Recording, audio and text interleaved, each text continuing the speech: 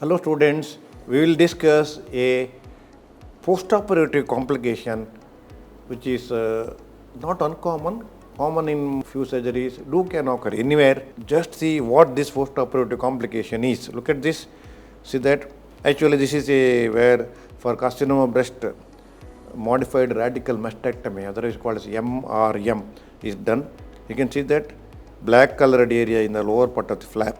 So what is this complication, which is quite common complication, especially after MRM, can occur anywhere when you raise a flap. So this is post-operative flap necrosis after modified radical mastectomy, otherwise called as MRM. So what are the other complications of MRM? Axillary vein thrombosis or injury, you can bleed.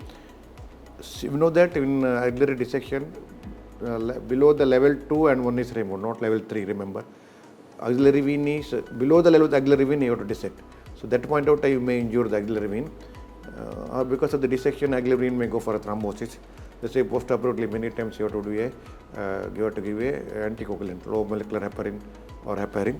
And seroma is very commonest complication is seroma, remember. Shoulder deflection because of the dissection, shoulder dysfunction occurs.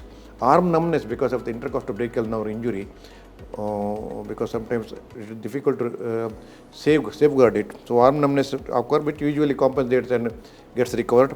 Lymphedema upper limb is not uncommon. 15-20% patient develops lymphedema of the upper limb after 10 years or something like that. It may go for a lymphangiosarcoma, that is called Stewart syndrome, Stewart-Travis syndrome.